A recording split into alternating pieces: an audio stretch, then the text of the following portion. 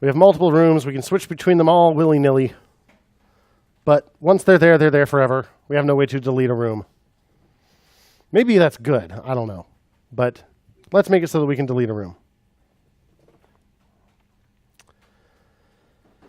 So how about this? When you go into a room, we'll put a little trash can up here because no one's clicking there for any other reason. If we tried to do like a trash can that goes over these when you hover, I think it's just too likely that you'll hit it by accident.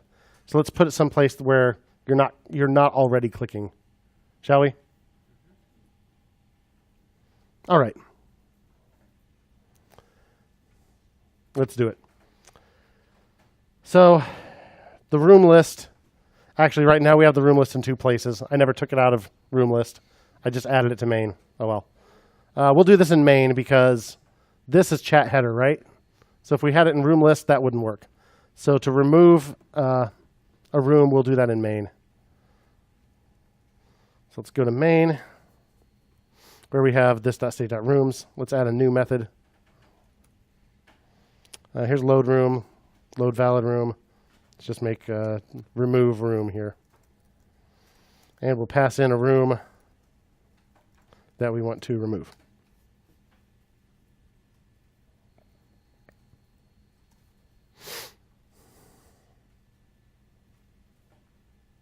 Okay. So the thing we're actually updating in state is the list of rooms, right? So that it no longer has that one in it. So we'll make a copy of that. Const rooms equals a copy of this.state.rooms. That is the spread operator. Then we'll make some changes. Then we'll say this.setState rooms. What do we do in between?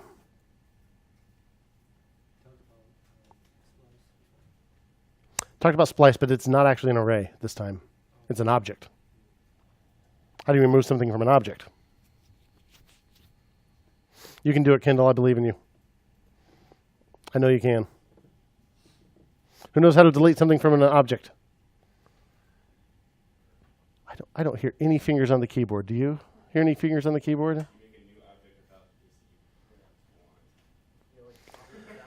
I still don't hear any fingers on the keyboard. No one's even trying to find the answer.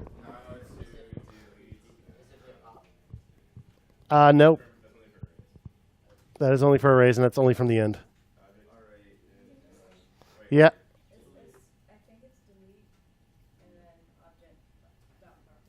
Okay. So delete space rooms square bracket room room.name. Right?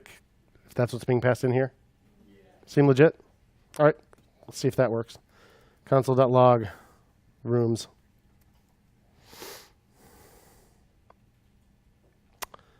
Okay, so this is main. Now that's $R. Let's say $R dot remove room. Yeah, and it wants a whole object. So name cats.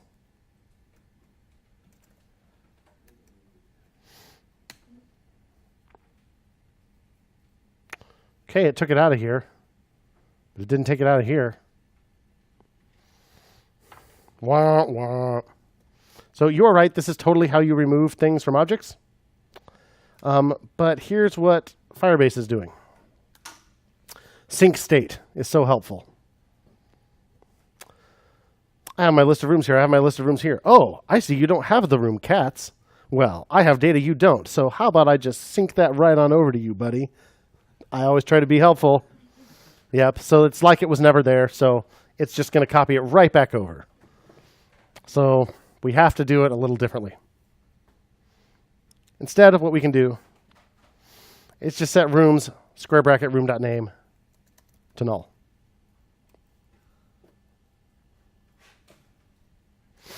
Let's try this again. React, let's get our main component here. $R remove room, name, cats. Ready? 1, 2. It's gone.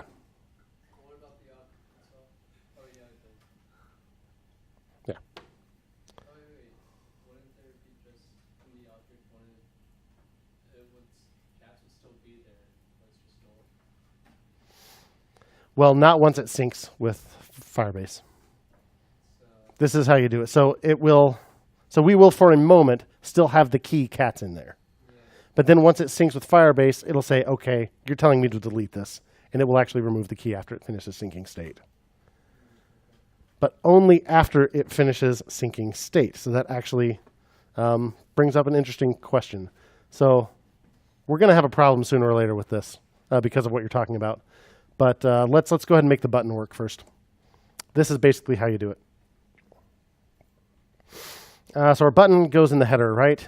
So we need to be able to call room from inside chat header. And we're in main.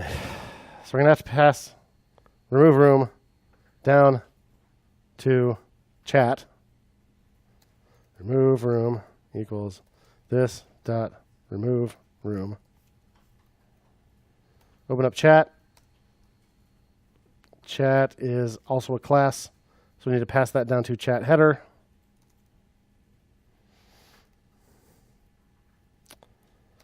Remove room equals this dot props dot remove room. In chat header, okay, this is a stateless functional component, so we have the list of props up here. Remove room. Let's add a dang button. So right now we have room info here, and I want this at the far opposite side. So I'll put it outside that div. I'll add a button. I'll put a trash can in that button. Let's go to Font Awesome real quick. Look at the free icons.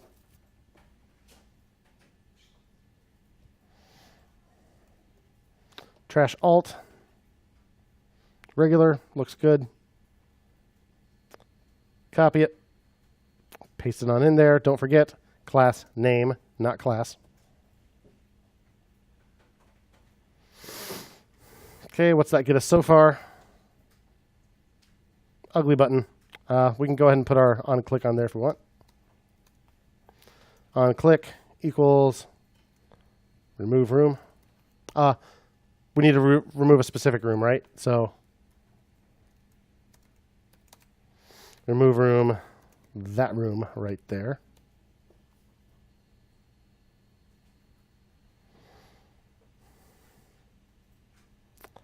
And let's work on the formatting a little bit. I don't want it side by side here.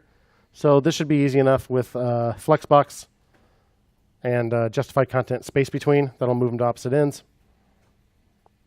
So let's add a style here for my button. First of all, I want it to be unbuttony. So I'll say border 0, outline 0, background color transparent,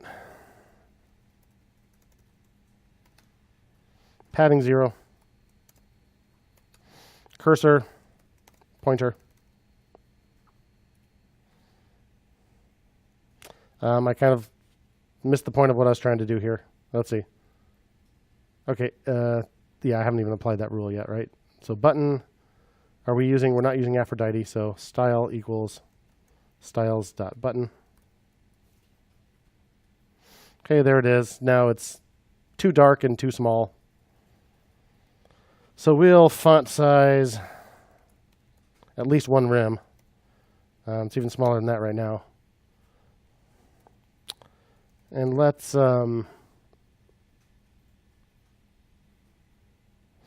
make the color, we'll make it a mostly transparent black.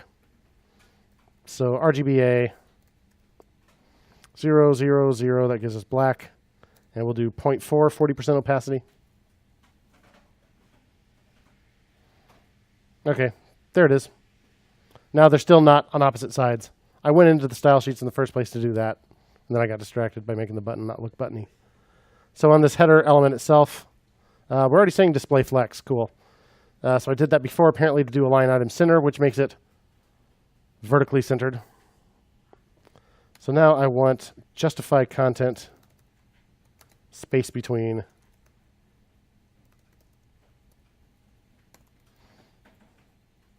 There we go. Yeah. Yes.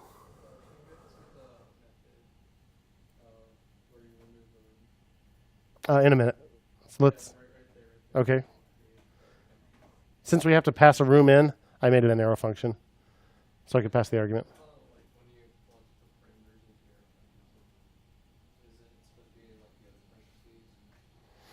So this is, I'm just calling an arrow function that calls remove room with an argument. So remove room is the thing with an argument. But since I wanted to pass an argument to that, I couldn't just say onClick equals remove room. I would have had to use bind, which, Let's see if this works. Here are the lulls. Let's delete. Okay, it went away, but I'm still on that page, right? No big deal. Here's remove room. So what should we do after we delete the room? Like load valid room? Thing that we already wrote? Remember that? That was a good time. Now set state, as it happens, is also asynchronous. We've never had to deal with this before, but set state actually happens in the background. So if we say load valid room right after we say set state, that will still be a valid room. It won't have removed it yet. That won't have happened quite yet. But it gives us a way to do something that only happens after it finishes. If only things were consistent about this. You don't use .then.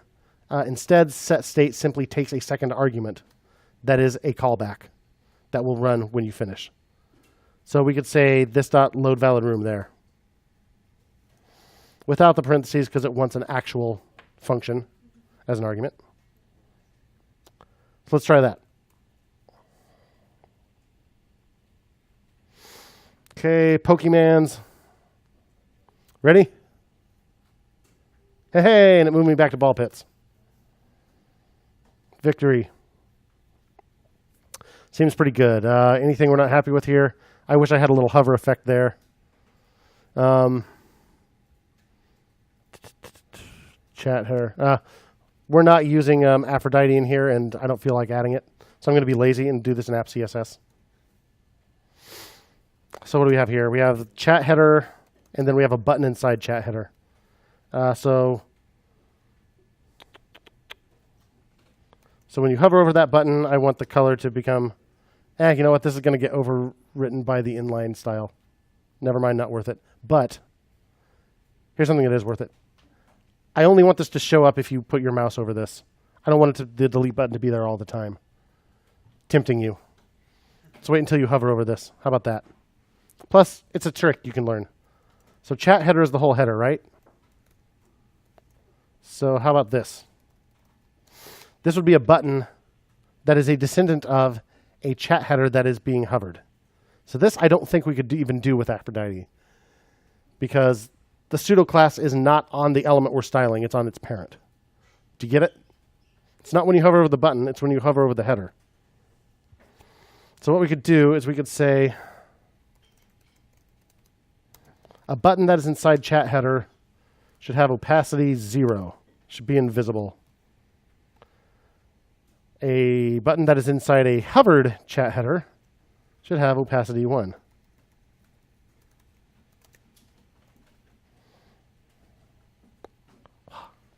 Yeah? Huh? Uh-huh. Still work? Oh, that's too important. Deleted. And it takes me back to ball pits. Sweet.